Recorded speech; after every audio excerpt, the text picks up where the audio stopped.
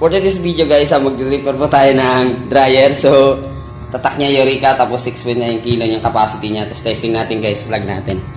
Ayan, naka-plug na siya. Yan, naka-plug na siya. Tapos pag ino natin, ay gumana. So tara guys, samahan niyo ako, repair natin to. Let's go!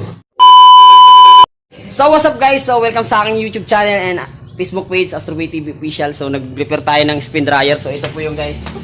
Wala, hindi kayo kasama. So ni-repair natin to. So sa ibang ano to, kung sa ibang sa manggagawa to, kasi motor kasi niya, sira na yung motor. Siguro ano na yan, sasabihin sa'yo na ano, palitan mo na yung motor. Ay akin, ni-repair ko po. So panoorin nyo guys kung paano ko to ni-repair. So kung bago ka lang sa channel ko, subscribe Astrobay TV and follow nyo ako sa aking Facebook account, Astrobay TV Official. Yun lang po guys. So ingat po kayo. So tara, simulan na natin kung paano ko ginawa to spin dryer. Let's go!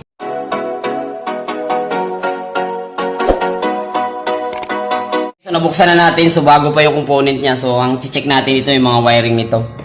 Check natin yung capacitor at saka yung ano niya, yung sa kanyang timer, tapos yung capacitor motor. Check natin kasi wala talaga siyang power. Yung brake niya okay naman. Hindi naman nakaano. So check natin. Buksan natin to guys. Tingnan natin yung capacitor, baka wala nang laman. Let's go.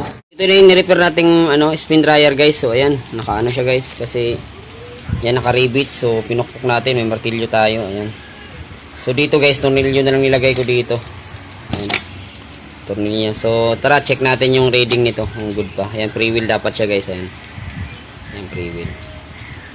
Tsaka dapat tulang alog to guys. Pagka ito tulang alog, nakalock dapat yan. Ayan. So tara guys, testing natin yung ano nito, resistance kung good pa rin. Let's go.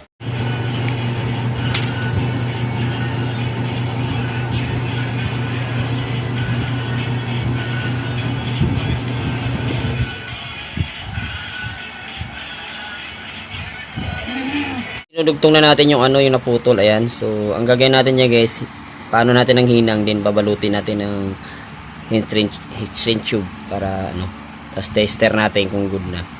So kamo na akong panghinang guys. So guys, so nakita niyo na yung ano, yung previous video na ano, yung sira niya, may putol na wire. So dinugtong na natin, no? Kita niyo naman di ba sa ano.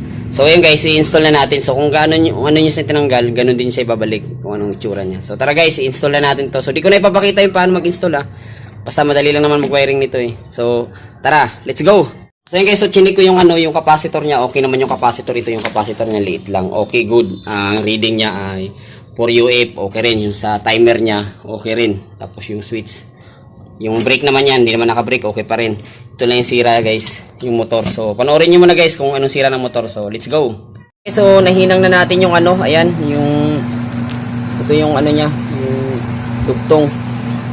Zoom natin yan, dinugtong natin kasi naputol nga, na-overload yung karga nito. Hindi wala na sa capacity, so ilalagay natin itong tube para ano, tapos tester natin mamaya kung okay na yung reading nya. Let's go. So yun guys, so check na natin yung ginawa nating ano guys. So nakalagay na tayo sa ano, sa ohms, sa ano, ayan. So lagyan natin to sa common. Ito yung common, yung blue. So nilagay natin sa red, may reading na yung red. Ayan, 86.2 ohms. So lipat naman natin sa yellow. So wala tayong kahawak guys eh. Lagyan natin sa yellow. 86 point ano yung ano kanina. So yan, 113.5 ohms. So okay na guys. So okay na itong ano natin. So pwede natin install sa spin dryer natin. So tara, let's go. Naputol yung wire. Let's go. Kakabit na natin, lalagay lang natin tong ano niya. So kung ano tinanggal, ganun din ha. So yan, lagay lang natin yung wiring. So sa wiring naman ito guys, color coding naman siya, hindi ka malilito. So ayan, may dilaw, may red. So pagka ganyan, mga brand, mga bago yung ano nyo, yung component nyo. Pag hindi pa na-repair, mga ano pa yan, color coding pa yung wire niya. So ganun lang, balik nyo lang kung saan siya naka-color coding. Then lagay muna natin to guys. Tapos bago assemble na natin. Tapos testing natin mamaya kung good na yung ginawa natin. Kasi ni-repair natin tong motor niya kasi naputol yung isang wire niya. Mula sa blue papunta dito sa red, ayaw ma-reading kasi naputol nga po, pero okay na. So yun, tara, let's go. So yun mga ka-repairman, ano na po natin, nalagay na po natin yung motor. So wiring na po tayo. So sa wiring, color coding, sama-samahin mo lang yung red tsaka yellow. So yung blue nito yung common sa plug natin. So yun, hindi ko na pinakita guys kasi mahirap eh, wala tayong ano eh, hindi naman ano to yung tutorial nito kung paano ko paggaganahin tong ano na to, spin dryer na Eureka. So ayun, so wiring natin, then testing na natin mamaya. Let's go. So, testing na natin tong Eureka na tatak, ano siya, spin dryer. So, yun, naka-plug na po siya. So, yun, wiring sa likod, tingnan po natin bago natin i-start.